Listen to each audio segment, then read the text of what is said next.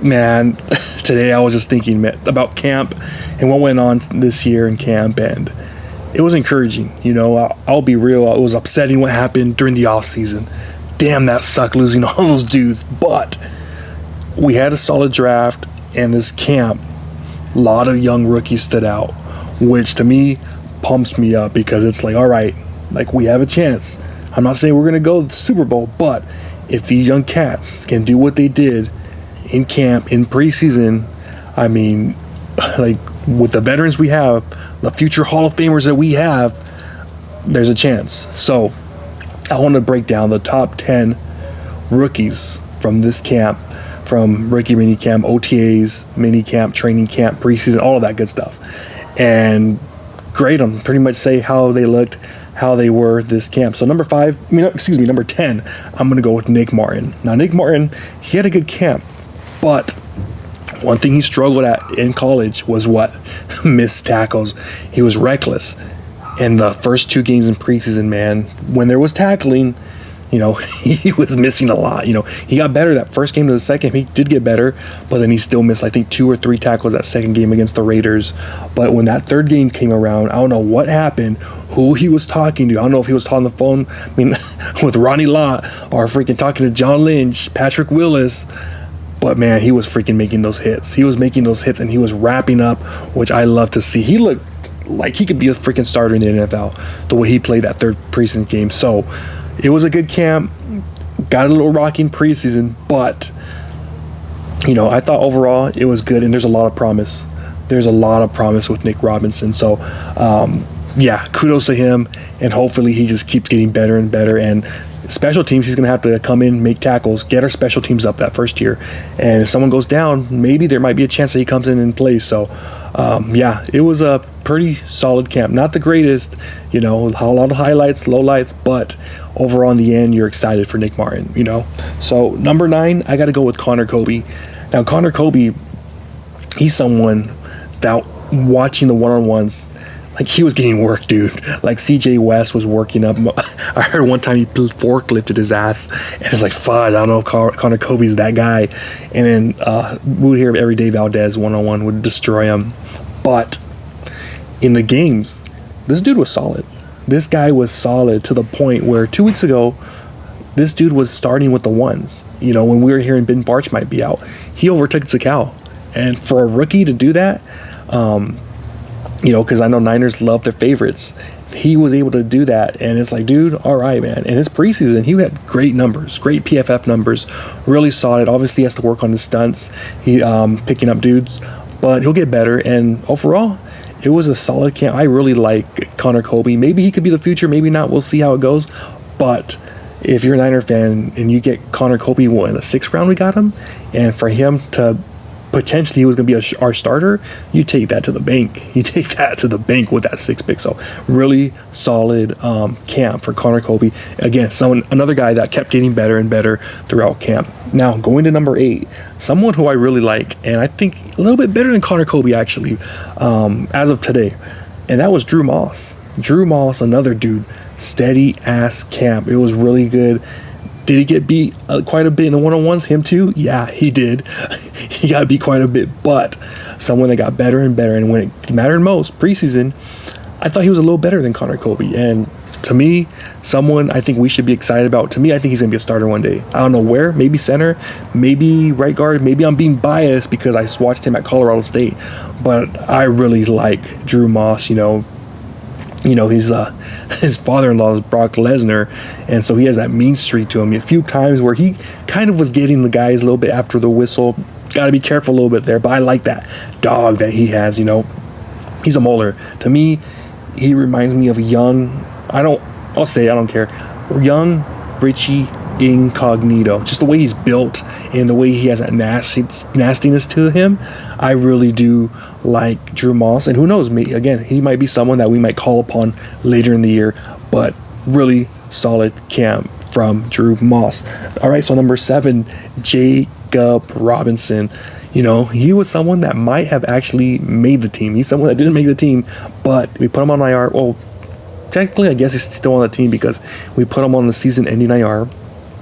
He did get cut, but he's going to be with us next year. And he's someone, if you're a Niner fan, you're looking at this and you're like, dude, this guy had a good camp.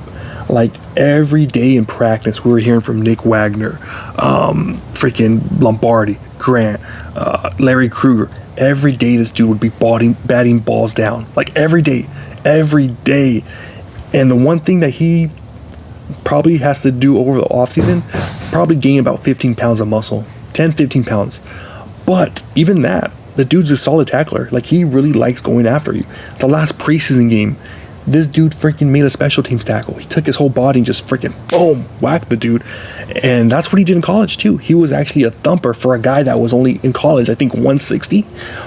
But as far as cornerbacks, you could tell the Niners liked him because that last week of practice, this dude was playing on the inside, too. They want to see everything. They want to get every look at this guy. And it's because they were thinking about freaking having him make the team.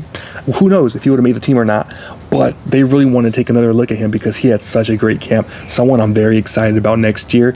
Someone that won't contribute this year again, but next year, whew, I'm excited for this dude. I really am. So number 6 is my boy Seabass, Sebastian Valdez. Now, we know about Seabass. He didn't make the team.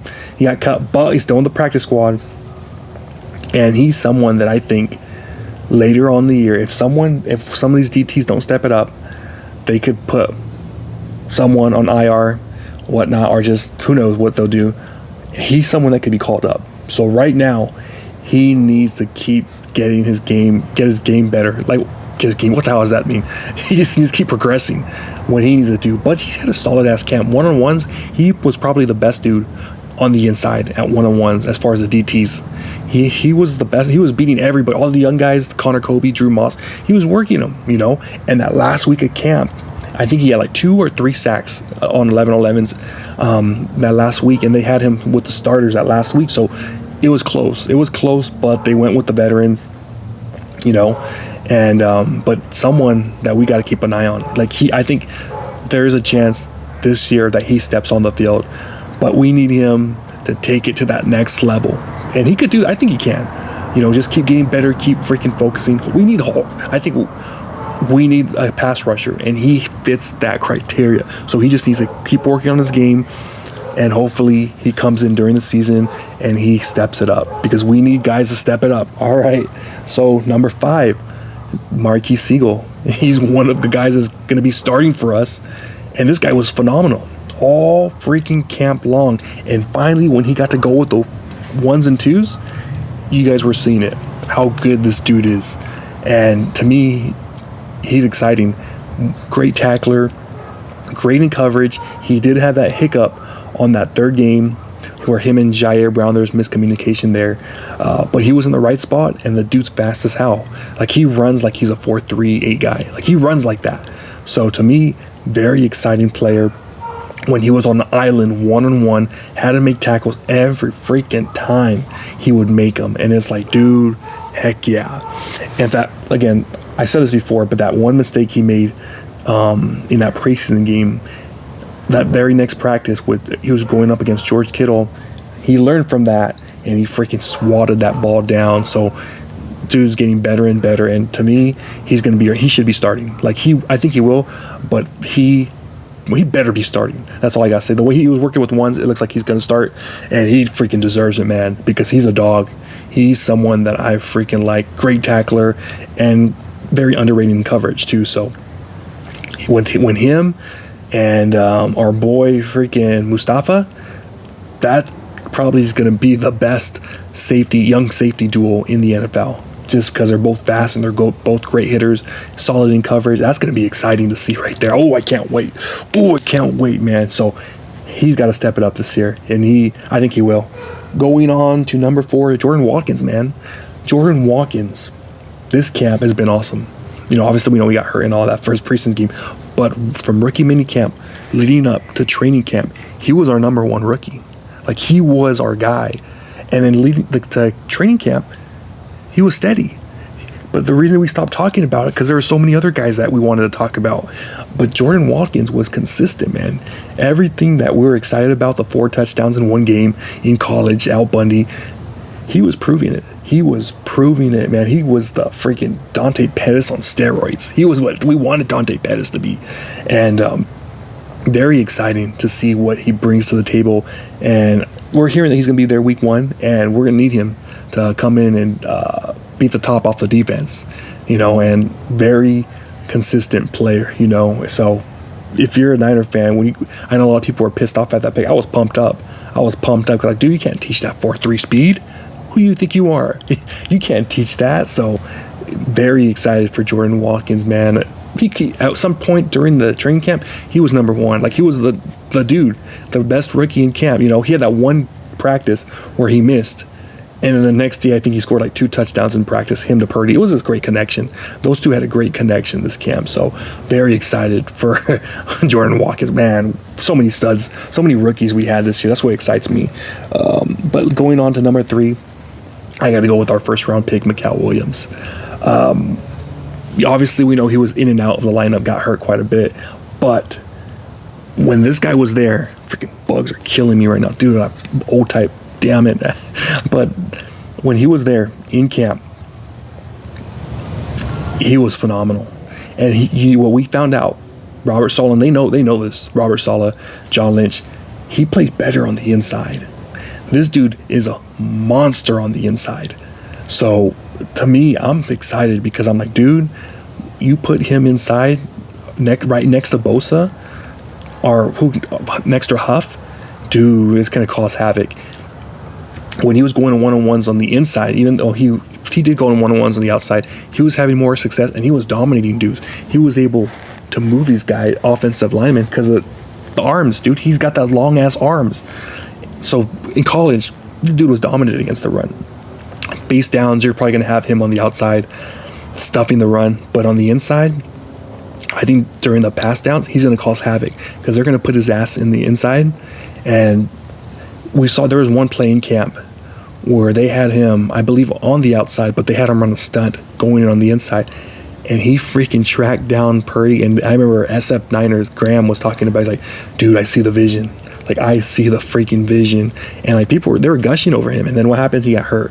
So that's one thing he's got to stay. He's got to stay healthy. If he stays healthy, he's going to help us out. Like, he's the guy. Like, we need him to come in and play great for us. And he has the potential. He just got to stay healthy, He's going to already solve the issue with the run game. Our run defense sucked. And he's going to freaking help us there. But he stays healthy and he gets that pass rush. Oh man, he's already shown it. He's already shown that he's got a little bit. I shouldn't say it. He's got some Aldon Smith to it, just because he's the same body type. Maybe he's not the pass rusher from the outside, but from the inside, he could do damage. So that's exciting right there. So yeah, he's number 3 for me of the camp. Number 2, CJ West. You know what? There was times where he was number 1 and he was having like a week or 2 where everyone was just gushing over him. I mean, he had that one play in one-on-ones where he forklifted. It was Connor Kobe or Drew Moss. I think it was Kobe, but he just forklifted him. Maybe it was actually Drew Moss. And he was just dominating. And in that first game, I know people were like upset where he got hurt. They're like, oh, well, he didn't get any pass rush. I saw a few, maybe they could have counted as a pass rush, but what he did, he was stacking those double teams. He was freaking in there, like pissed off. And I was like, oh shit, we haven't seen that in a while, where one of our DTs able to hold the line of attack when 2 guys are on him. And I was like, dude, this dude's freaking strong. Like, this dude's strong. He's low to the ground. He's our version of DJ Jones. And DJ Jones talked about that after one of the scrimmage. He was like, dude, like they try to find me, and I think they found me, So CJ got to be number 2. What a camp he had. Obviously, everyone's been injured, but he was just dominating. Everyone was, even Robert Saleh was like, yeah, he's going to be in the league for a long time. Like, he's excited. Like, we're all excited, dude. He's back at practice. We don't know what the hell's going on because, media's gone. But I would love to see what he's doing this week in practice. So, we need him. Like, we need him bad. Like, we need him like that Usher song. You got it. You got it, Dad. We need him bad. So, very excited with CJ West. He might not be starting. It's probably going to be Jordan Elliott, Kalia Davis, but he's going to get his licks in. So, yeah, very excited there.